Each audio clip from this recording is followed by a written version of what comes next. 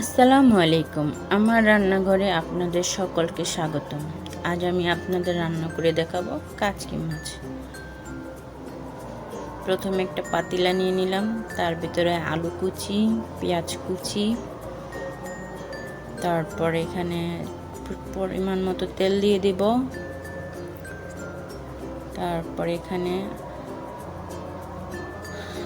আদা রসুন বাটা, লাল মরিচের গুঁড়া, হলুদের গুঁড়া, এখানে হলুদ আছে 1 টেবিল চামচ, আদা রসুন আছে 1 টেবিল চামচ, মরিচ আছে 1 টেবিল চামচ। কারণ আমরা একটু মরিচ ঝাল কম খাই, তো তার জন্য আপনারা একটু কম বেশি বাড়িয়ে নিতে পারবেন। আবার এখানে কাঁচা মরিচ যাবে, তাও এমনিতেই ঝাল হয়ে যাবে, তার জন্য মরিচের গুঁড়াটা একটু কম। তারপরে ভালো করে নাড়ায়া চাড়ায়া একটু কষানোর জন্য পানি দিয়ে দেব সামান্য পরিমাণে। আলুটাকে ভালো করে কষিয়ে নেব।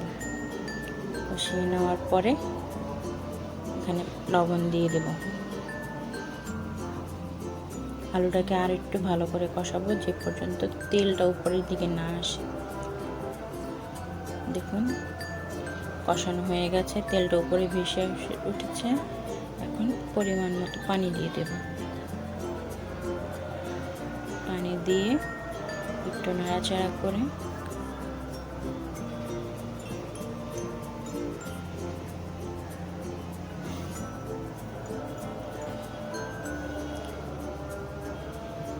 ঢাকা দিয়ে দেব। ঢাকনা যখন বলক এসে পড়বে, ঢাকনাটা সরিয়ে দেখছেন তো বলক এসে গেছে। এখন আগে থেকে ধুয়ে রাখা কাচকি মাছগুলো এখানে দিয়ে দেব।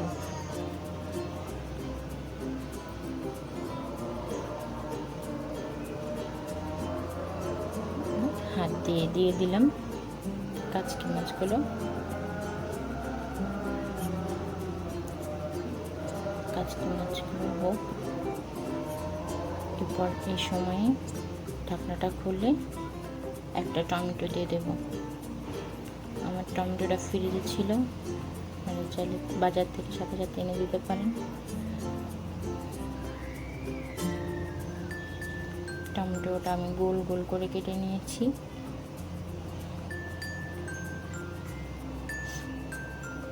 এই পর্যায়ে কিছু কাঁচামরিচ দিয়ে দেবো এখানে।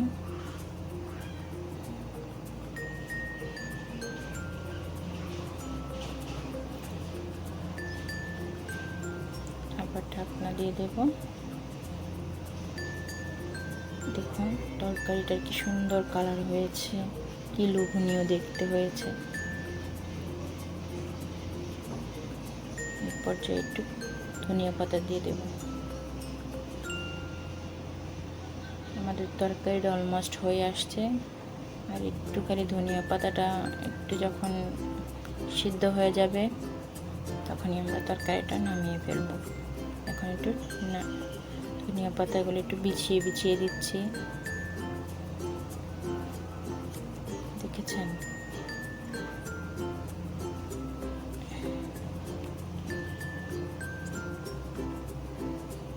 আমাদের তরকারিটা প্রায় হয়ে আসছে। তরকারিটা কেমন হয়েছে আপনারা অবশ্যই আমাকে বলবেন। যদি আমার তরকারিটা ভালো লেগে থাকে, অবশ্যই একটা লাইক দিয়ে দিবেন আর কমেন্ট করে দিবেন।